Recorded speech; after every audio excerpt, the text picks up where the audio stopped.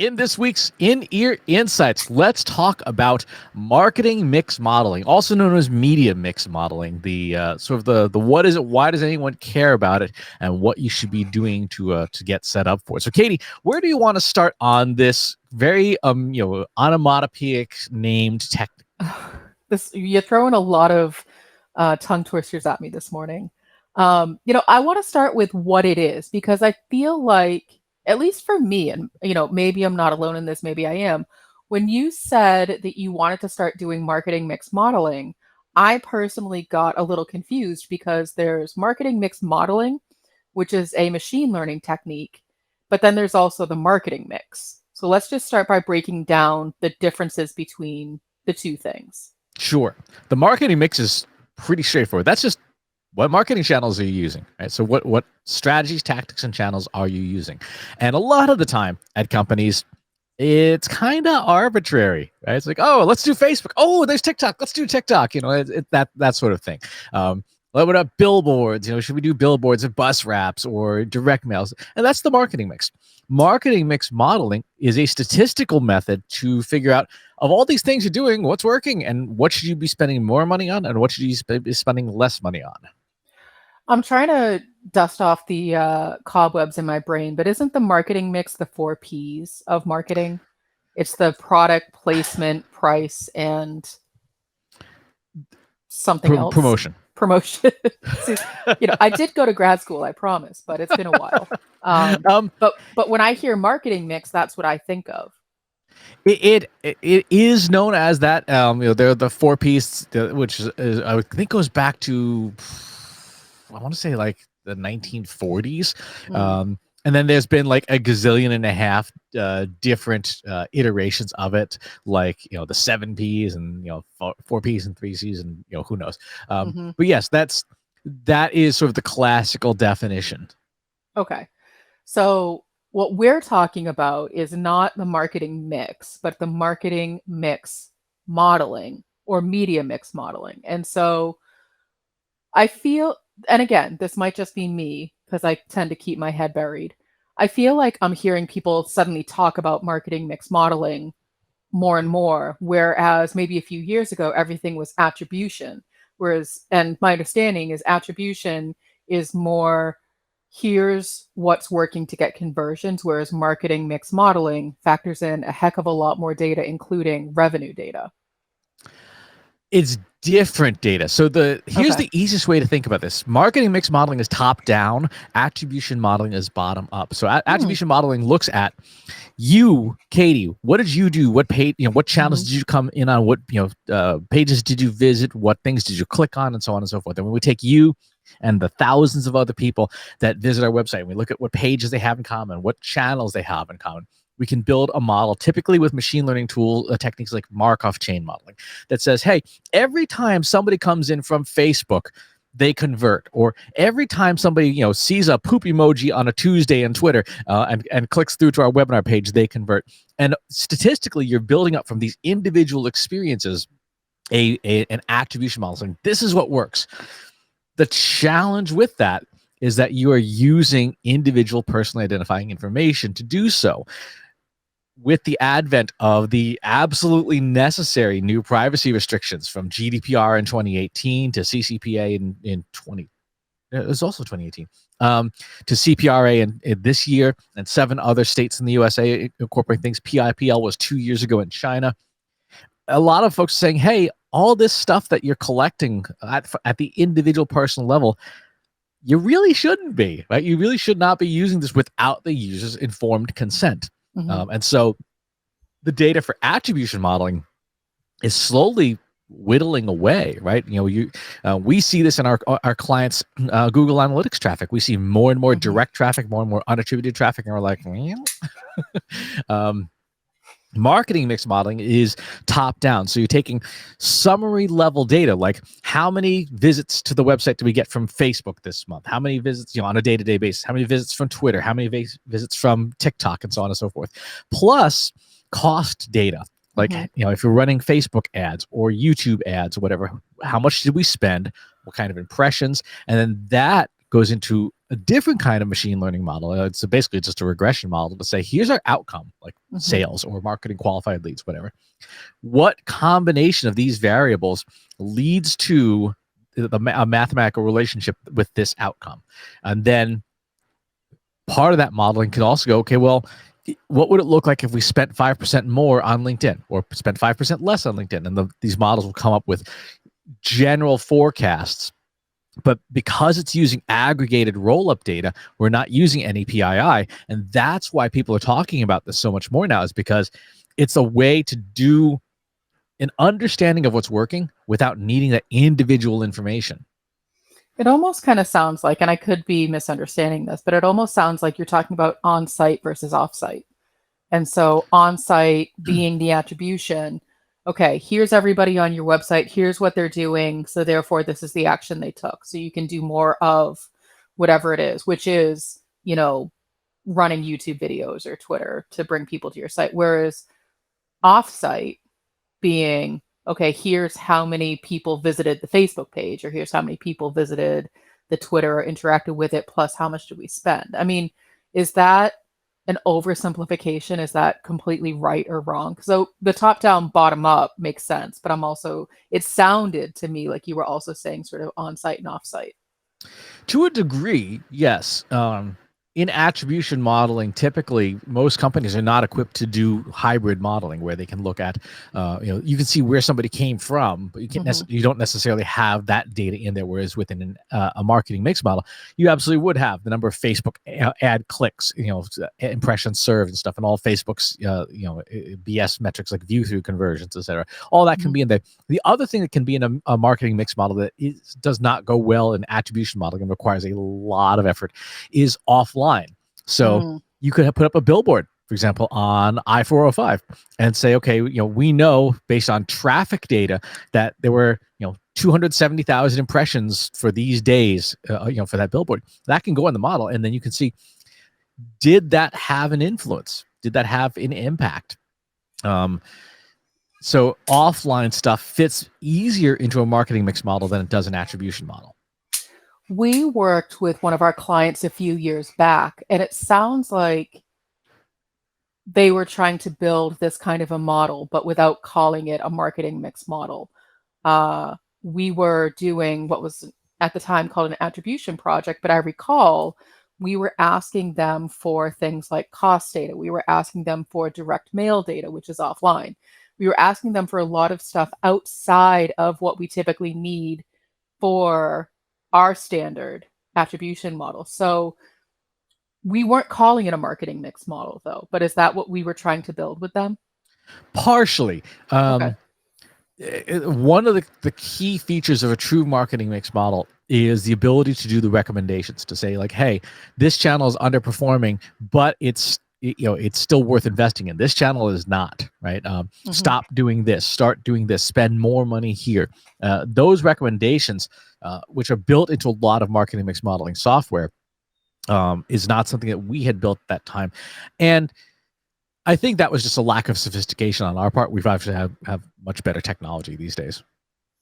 So I know with like Google Analytics, for instance, you can do very basic out of the box attribution modeling. Do you think Google Analytics would offer out of the box marketing mix modeling? Are there other pieces of software that do that? It sounds like you would need a lot of different systems talking together into something like a CDP. Yes. So a typical marketing mix modeling project, if you look at what a big consulting firm will do, typically is going to charge you a couple $1,000,000. And it's going to be a 6-month project because, believe it or not, the actual software part is the easiest part of the project, right? The hardest part is gathering all the data, getting data out of people in a timely fashion. So going to the brand team saying, hey, we need the number of press releases that you sent out, and any metrics you have for that. Going to the PR agency saying, hey, we need the number of influencers you've talked to and their metrics, and organizations and multiple agencies in any situation. You're dealing with a lot of moving parts, and some people who are very reticent to share data because it might highlight the fact that their work is not having the impact that they think it should. Well, I so I wholeheartedly agree that that is the hardest part, especially if you want to run the model more than once. This is something that we've seen firsthand, especially as you get into larger organizations and the data gets more and more siloed and not collected in a consistent way. Just getting the data for one single analysis, you're right, can take 6, if not more months. But then by the time you run it, it's already 6 months out of date because the time you started collecting it. And so this is something that we're always challenging ourselves to do better, which is collect our data in a clean and consistent way. Um, but it's something that, if you're looking to bring us on or look for, software that's going to do this, you're not going to run it tomorrow. You're not going to set it up today and run it tomorrow. You can, but you're not going to get any results from it. And I think that that's the piece that is going to be the hardest hurdle for a lot of companies, for a lot of people to get past, is that the data has to exist, but the data has to exist in a way that the machine can read it and can do something with it and that is meaningful so that you can take action with it. And that's a lot of variables. Especially when you start taking into account opportunity cost and soft dollars, then you run into a huge bramble, right? Katie, you spent 7 hours on social media last week, which can go into the model, right? What is that? What's your billable rate, right? Or what's your salary and things? Okay, if it's $800 an hour, it's like, okay, well, so that was $5,600 of soft dollar cost that went into the social media program. As part of figuring out what to invest in, you have to convert time for employees, particularly salaried employees, into dollars, so that the model knows. The model takes in two things. It takes in metrics, right? So things that are numbers, and takes in costs. There's no space in there for hours. So you have to convert anything that is an investment of time or resources into a dollar cost first, and that's where things get really hairy. I'm thinking about these larger consulting firms that do this kind of work. And I could imagine, also having been a project manager, you have people who are full time assigned to literally chasing around and harassing the company team members to get this information. And that is all they are doing. They are not running the model. They are not doing the analysis. They are not doing the recommendations. They are literally, hey, Chris, I need that data. Okay, Chris, but don't forget I need that data. Chris, what can I do to get that data? Okay, Chris, I put together a spreadsheet. Can you fill it out? Okay, Chris, I filled out the spreadsheet. Can you make sure it's correct? Okay, Chris, I'm going to just assume that this data is correct. So unless you say it's not, and it's just like, that is mind numbing, but it's what you need. This is why a consulting firm is going to charge a few $1 million to do this and airdrop a team of 50 people into an organization, right? Because 45 of those 50 people are going to be chasing other people down, getting meetings and stuff like that. That's why marketing mix models traditionally have been so expensive for companies to do, because to your point, if you don't want a model that's 6 months out of date, you've got to have that SWAT team go in and within a month or 2 months at most gather all of the information so that the modeling team can put it together and assemble the recommendations. So let's talk about the recommendations for a minute. So with an attribution model, we know that the recommendations are typically, here are the channels that are working best for you. So this is where you can allocate your resources and budget. Are the recommendations from a marketing mix model worth it? What kind of recommendations does someone get? They're very similar. They're very similar. Where you'll see, like, here's the channels, here's their impact on the end result. Here is the ROI, which is a big part. So the cost versus the outcome. And again, that gets really hairy to gather, because you have to spend a lot of time with finance saying, okay, well, how much revenue did this bring in? How much revenue did this bring in? And so on and so forth. And then you can say, okay, this channel has, a 2% ROI. This channel has a 12% ROI. If you are talking, billions of dollars in ad spend, that delta can be huge. And so very often the recommendations fall on the line of, you should spend more money here, spend less money here, fire this team, hire some people over here, and do these things to make your marketing work better. So let's say I'm a CEO let's say I am out of touch with what the heck is going on in my business, and I say, people are talking about marketing mix modeling. That's the answer to all of our problems. If I come to you and I say, Chris, I want a marketing mix model and I want it to tell me exactly what to do and exactly how much to spend on each channel on each day, go. Is that a reasonable request? Everything except the day part. I can tell you exactly what to spend, exactly where to spend it, stuff like that. But it's going to be in the time frame, whatever the model is. Typically, a model is going to be run sort of at a quarterly level resolution. Okay. Because that's how long it takes to gather the information. You can run them as frequently as you have data. For a company like Trust Insights, where there's 3 of us, and we all have a pretty good idea of what each other are doing, we could probably assemble the data in under a week.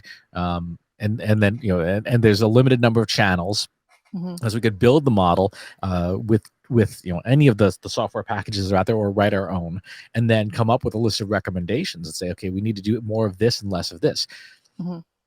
Even a 30-person company, I mean, the model in some ways almost scales with headcount, right? So it's going to take you much longer for a 30-person company than a 3-person company. For a company like IBM with 300,000 employees, you're gonna, I mean, you would need a strike team of like 500 people to go to the 4 corners of the earth to gather everything that IBM is doing. And so you'll see for companies like that, they will typically do scaled down marketing mix models. They'll only look at a certain subset of channels. They'll say, okay, we know these channels are the ones that we want to focus on anyway. So let's build a smaller model that doesn't take into account everything. And we know it doesn't take into account everything. So theoretically, and I'm not suggesting that we do this because it sounds like a lot of mindless, mind-numbing work, but if we were to have the right systems in place, like time tracking systems where we categorize all of our time, in 30-minute increments or whatever it is, plus we have all of our different digital channels data feeding into one system, plus the time tracking system. Thankfully, we're not really using anything offline, so that's not a factor. But if we had all of that on a regular basis feeding into one database, could we run, like, it would just take the time to build the marketing mix model, and then we theoretically just hit the run button anytime we want to see the updated information?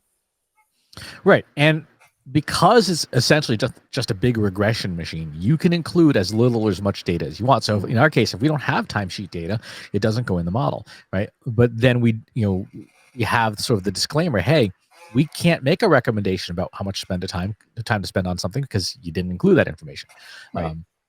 That's true of any model, but especially something like a marketing mix model or any regression level model. It's only as good as the data you put in it. So if you want to look at just 3 channels, sure, you can get a mix of the 3 different channels, right? If you just did Google search and LinkedIn and Twitter, you could get a model that would give you a mathematically valid answer for which of those 3 channels is working best. Is that what's actually working best for your business? That's a good question, because there may be other things at work that are not in there. And if you don't put them in there, the model can't take advantage of it.